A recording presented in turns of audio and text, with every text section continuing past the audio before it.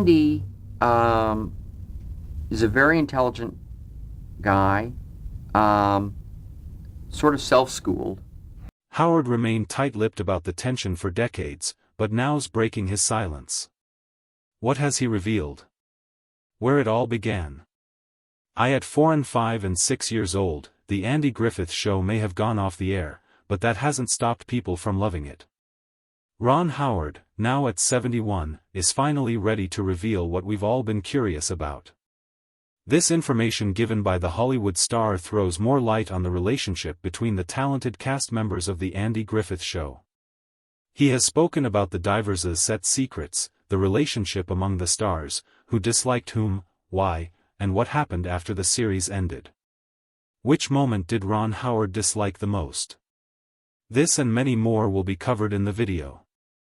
But before then, let's know who the legendary actor Ron Howard is and where it all began. Ron Howard was born on the first day of March in 1954 in Duncan, Oklahoma. His full name is Ron Williams Howard. He was the first child of Rand and Jean Spiegel Howard, and his father was an actor, director, and writer. His mother was an actress trained in New York City, and the duo formed a powerful combination. Being working actors themselves, they profoundly influenced Ron's career choice. Together, they built a family where storytelling and performance were a part of their daily lives. When Ron was born, his father served in the United States Air Force. And even with his military duties, Rand never put his acting career aside. He initially studied acting at the University of Oklahoma. Growing up in this atmosphere, Ron was surrounded by creativity right from the beginning. The Howards lived in Duncan, Oklahoma, a small town with fewer than 20,000 residents. Their lives in this town weren't complex to say the least. It was far from the entertainment industry. However, even as a toddler, Ron showed something special. Being artistic themselves, they immediately recognized his talent at the early stages and wanted to give him the best possible opportunity to develop it. This decision led them to leave Oklahoma and begin a fresh start in Hollywood. Yet again, the Howards still prefer the simple life even after moving to Los Angeles. They didn't buy luxurious mansions as was the trend back in the day or live lavishly, but chose to settle in Burbank to avoid distractions. No matter how successful they became, they never lost sight of their values. And this mindset kept Howard grounded even as his career took off. How did Howard meet Andy and what was their relationship like? Let's find out.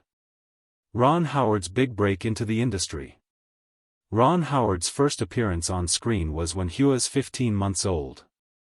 After his family moved to Hollywood, Ron became more conversant with the movie and television industry. He often received audition coaching from his father, who taught him how to deliver his lines. His parents' guidance often influenced his early performances, and he had the opportunity to watch television programs. This singular occurrence gave him an advantage over other young actors of his era. Before Ron Howard featured in The Andy Griffith Show, which was one of his most famous roles at the time, he had featured in several other shows, such as his appearance in the movie titled The Journey in 1959 at the age of 5, signifying his first entry into the film industry, which was by no means an accident or mistake. His talent remained hidden from the limelight until he appeared in other movies such as the anthology show, where he garnered attention.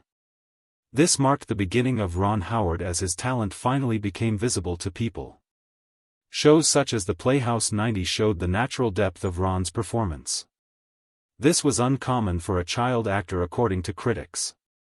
In addition to his acting prowess, he dazzled industry veterans during auditions with his sincere interest and passion for the craft. He received several callbacks in his early career. However, this wasn't particularly due to his excellent acting skills, but because casting directors noticed his distinctive red hair several times. His appearance in The Andy Griffith Show as Opie Taylor quickly brought him the enormous fame and breakthrough he made.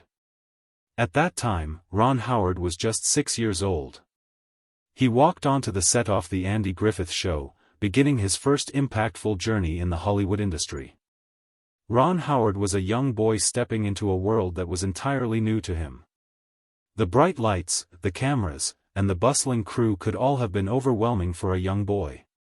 But something remarkable happened that put him at ease. Ron met Andy Griffith for the very first time on the show, and it left a lasting impression on him.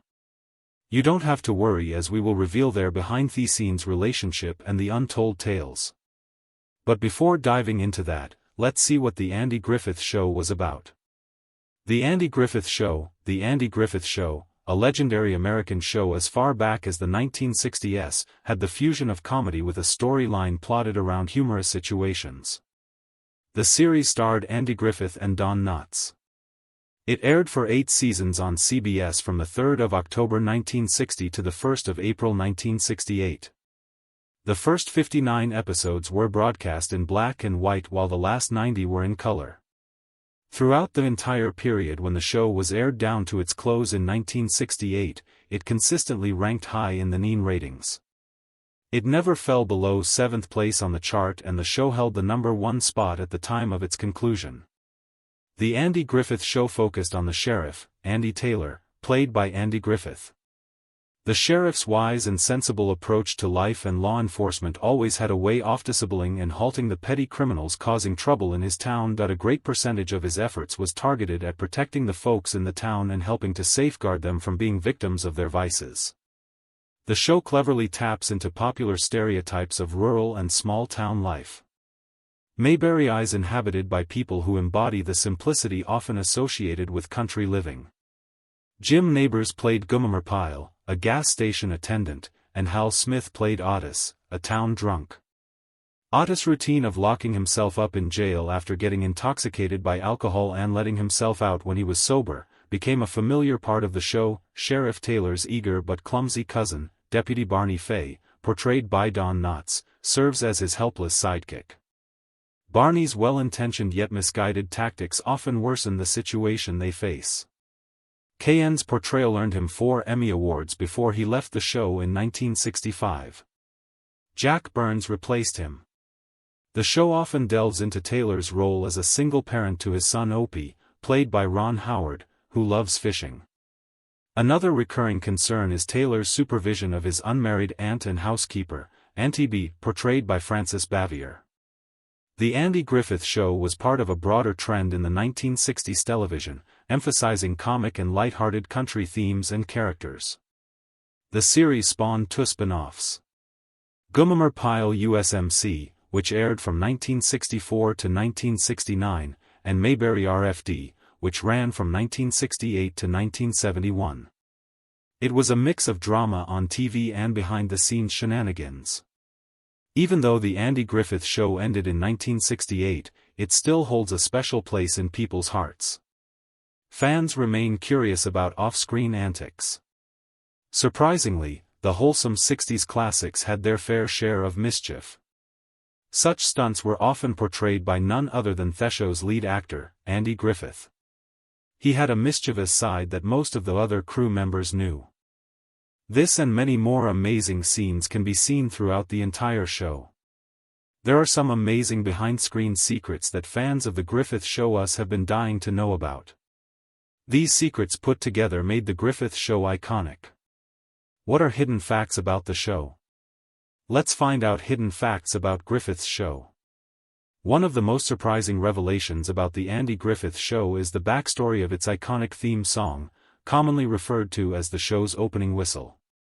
This delightful tune, known as the Fishing Hole, was composed by Earl Hagen and Herbert Spencer in an impressively short time, just minutes before the show was set to air. Hagen, who was a talented musician, performed the famous whistling melody himself, which has since become an unforgettable part of television history. While the song was primarily showcased as an instrumental piece during the show's opening, it actually had lyrics. This aspect of the song was somewhat of a hidden gem.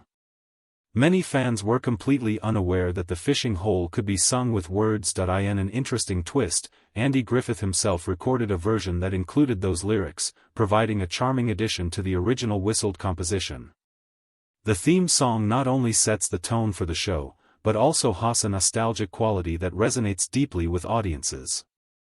Its simple, catchy melody invites viewers into the small-town world of Mayberry, where warmth and humor abound.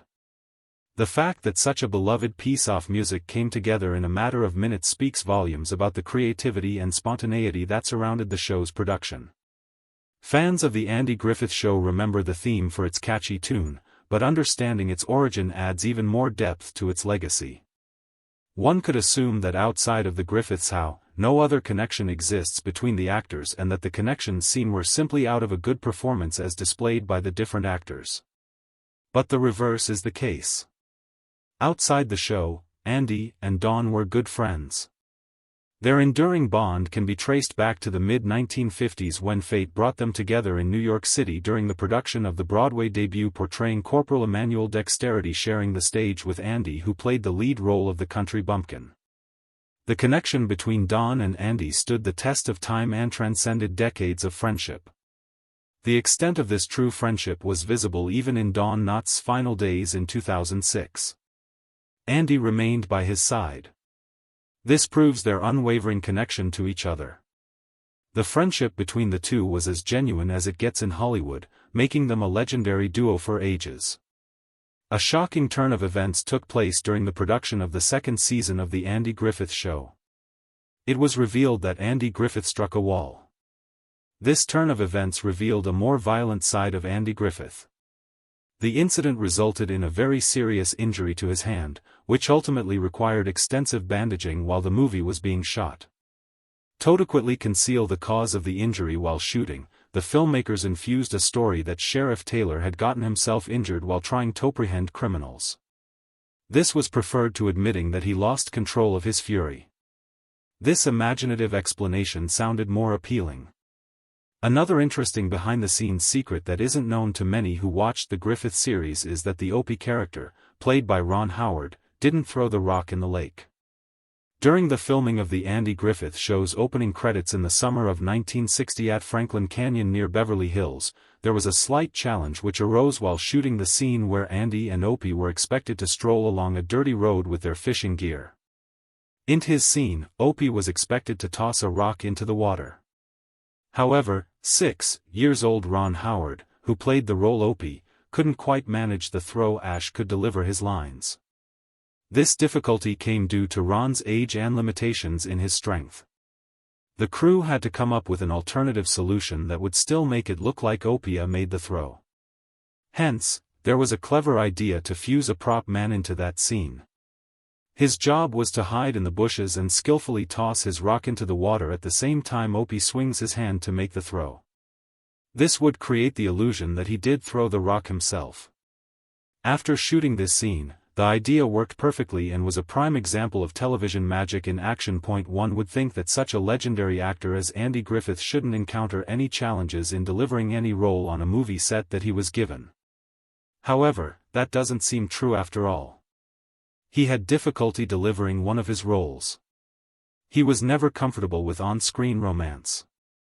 No wonder he had several on-screen romantic interests throughout the period.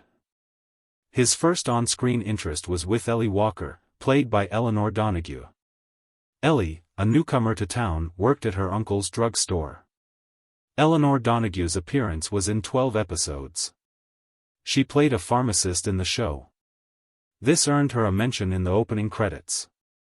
Initially, she was intended to be a romantic interest for Sheriff Andy Taylor, but Eleanor asked to be released from her 3-year contract after just one season. This was because of the immense lack of chemistry between her and Andy Griffith. Griffith himself acknowledged his difficulty in expressing affection on screen. This inability of the two actors to connect affected their on-screen performance, which resulted in a relationship that felt insincere. Consequently, Ellen's character was scrapped off the show. Next on the list is the real reason Barney F. never really appeared in subsequent seasons after the 5th season. When the show began, Andy Griffith shared with Dawn Knotts, who played the role of Barney F., and the rest of the cast, his intentions to run the series only for 5 seasons. Consequently, everyone signed contracts to that effect. Towards the end of the 5th season, Dawn began exploring other opportunities and promptly secured a deal with Universal for shooting 5 films. This plan, however, took a different turn when sponsors and network executives convinced Andy to reconsider. After much deliberation, Andy restarted the show, leading to its continuation beyond its originally intended duration. This extended the show by a sixth season until the eighth season. This came as a surprise to everyone who followed the show. Another interesting thing about the Griffin